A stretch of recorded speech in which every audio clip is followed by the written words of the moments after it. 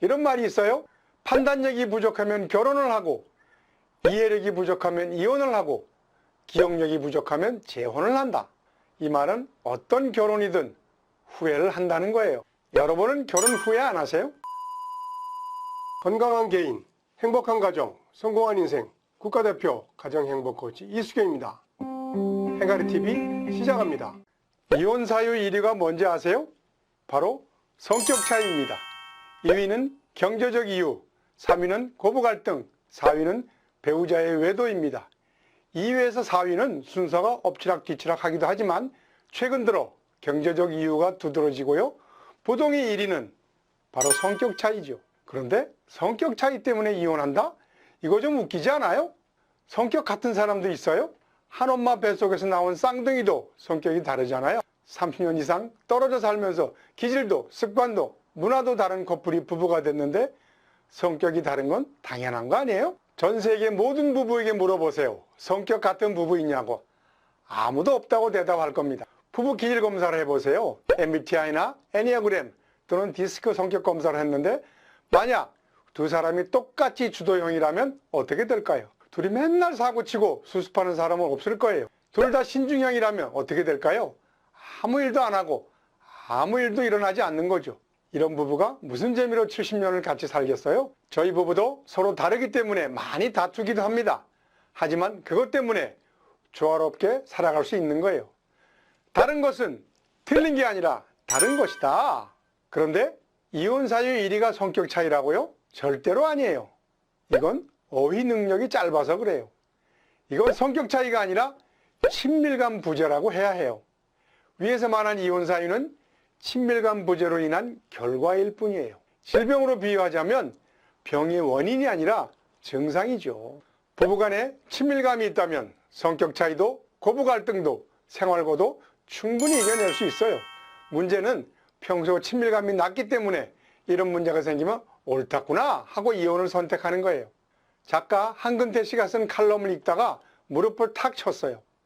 그분이 일본 출장 중에 텔레비전을 보는데 프로그램 제목이 중년 부부가 이혼하는 진짜 이유 100가지, 내용이 대충 이런 거였답니다.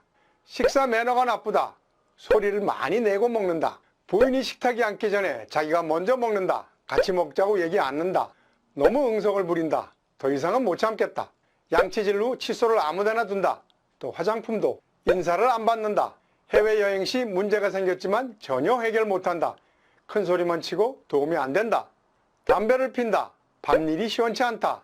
하나같이 대단한 내용이 아니죠? 아주 사소해 보이는 것들이죠.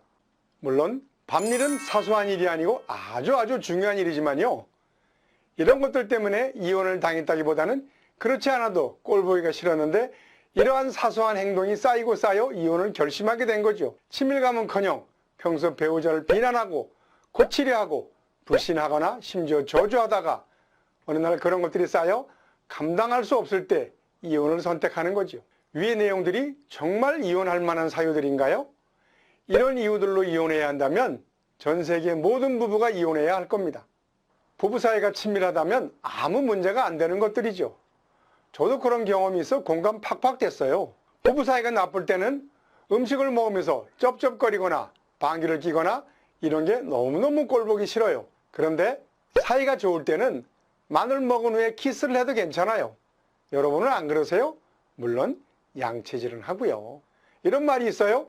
판단력이 부족하면 결혼을 하고, 이해력이 부족하면 이혼을 하고, 기억력이 부족하면 재혼을 한다. 이 말은 어떤 결혼이든 후회를 한다는 거예요. 여러분은 결혼 후회 안 하세요? 모든 부부는 갈등합니다. 부부 갈등은 피할 수 없습니다. 대부분의 부부는 갈등을 만나면 불행하다고 생각합니다. 이건 아니죠. 갈등은 불행이 아니라 불화일 뿐입니다. 문제는 불화를 미리 예상치 못했다는 거예요. 대부분 부부는 불화를 예상치 못하다가 막상 결혼해서 갈등이 생기면 당황해서 결혼을 후회합니다. 그리고 이렇게 얘기하죠. 이 웬수야, 이럴 거면 나랑 왜 결혼했어?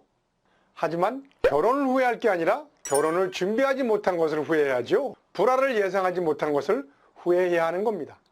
불행과 불화는 어떻게 다를까요? 불행은 해결할 수 없는 문제지만 불화는 얼마든지 해결 가능합니다.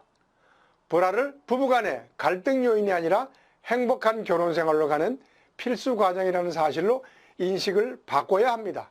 이른바 성장통이죠. 행복한 부부가 되기 위해서 반드시 불화를 겪어야 하며 이 불화를 이겨낼 때 비로소 부부가 환상에서 깨어나 진정한 사랑을 나눌 수 있으며 그게 바로 행복한 부부, 성숙한 부부라는 사실을 확실하게 인식해야 합니다. 그래서 갈등을 일으키는 사건을 만날 때, 배우자가 나를 힘들게 할 때, 그래서 내가 열받을 때 이 사건이 과연 우리 관계를 손상시킬 만큼 중요한 일인가?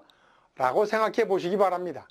그러면 그런 일은 없어요. 음식 쩝쩝거리며 먹는다고 그게 이혼 사유가 됩니까? 그래서 지금 여러분이 결혼 생활에서 불화를 겪고 계시다면 지극히 정상적인 결혼 생활을 하고 계신 거니까 안심하시기 바랍니다. 문제는 불화를 이겨내느냐, 포기하느냐, 그 차이입니다. 이겨내면 행복한 부부가 되는 거고 포기하면 불행한 부부가 되는 겁니다. 자, 오늘의 결론. 성격 차이와 부부 갈등은 당연하며 정상적인 과정이다. 성격 차이 때문에 이혼하는 게 아니라 미성숙하기 때문에 이혼한다. 그것이 갈등 요인이 아니라 축복 요인임을 알고 살아간다면 누구보다 행복한 결혼 생활을 하실 수 있다고 저는 확신합니다.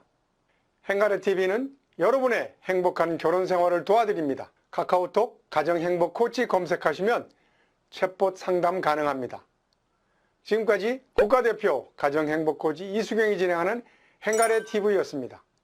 여러분이 살아가시면서 궁금하거나 고민 있으시면 뭐든지 물어보세요. 사이다 같은 시원한 방송이 되겠습니다. 감사합니다.